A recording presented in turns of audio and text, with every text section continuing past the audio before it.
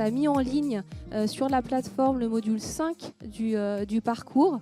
Donc on est assez fiers de ça aussi parce que c'est la première fois qu'on arrive à faire coïncider une conférence avec le lancement du module associé. 42% des collaborateurs ont commencé un module, qu'on voit que Digital est quand même assez présent dans les équipes, dans les entités aujourd'hui.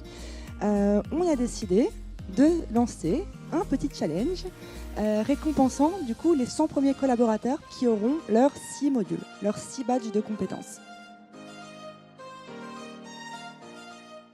Globalement, alors, les réseaux sociaux sont innombrables. J'en ai pris les trois principaux. Sur LinkedIn, pour faire simple, c'est qui vous êtes en tant que professionnel. Sur Facebook, c'est qui vous êtes en tant que personne. Je ne parle pas des pages, je parle uniquement des profils représentant une personne. Et Twitter, c'est qui vous êtes en tant qu'opinion.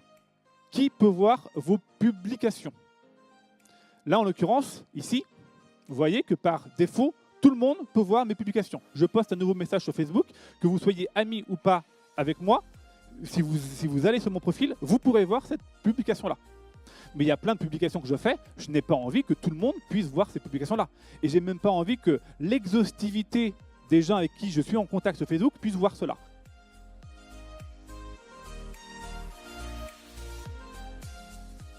Twitter a pour particularité depuis 1 an et demi d'avoir affirmé un positionnement très simple qui est finalement extrêmement lié à son ADN, qui est Twitter devient la plateforme mondiale d'information en direct. Twitter, depuis longtemps, a dans ses gènes, dans son ADN, que d'être la plateforme de la liberté d'expression, de l'indépendance des journalistes, de la capacité qu'on a à dire les choses et à pouvoir être entendu, quel que soit le pays dans lequel on se trouve et quel que soit ce que l'on a à dire. Et puis le dernier élément constitutif de l'ADN de Twitter, c'est d'être une plateforme de conversation.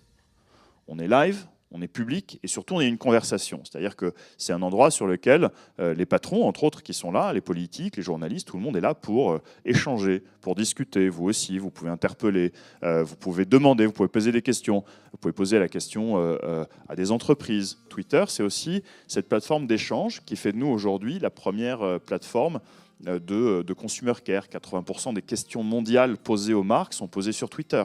En 2013, la Société Générale met un film à la télévision pour dire on vous répond en moins de 30 minutes sur Twitter.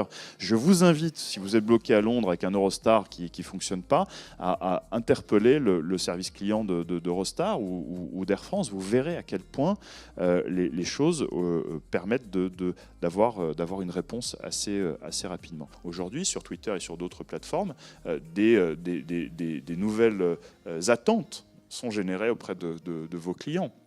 Et ce qui donne lieu à la naissance d'un écosystème formidable avec des sociétés qui s'appellent Salesforce, WebHelp, Sprinklr, toutes ces sociétés qui ont, avec l'aide de la donnée Twitter, puisque Twitter leur vend aussi de la donnée, ont réussi à améliorer, à concrètement améliorer la réponse et le service aux consommateurs, puisque je vous rappelle que tout ça, à la fois si on est plus rapide, si on a une différence de rapport avec le temps beaucoup plus performante, si de l'autre côté on a beaucoup plus de transparence dans la manière dont on parle à ses clients, et puis si par ailleurs vous leur donnez à la fois de l'empathie, quand vous leur répondez, une réponse personnalisée, individualisée et puis rapide, et bien vous créez aussi tout ça de beaucoup de valeur pour votre entreprise et de la valeur pour l'entreprise à un point qu'on imagine encore à peine.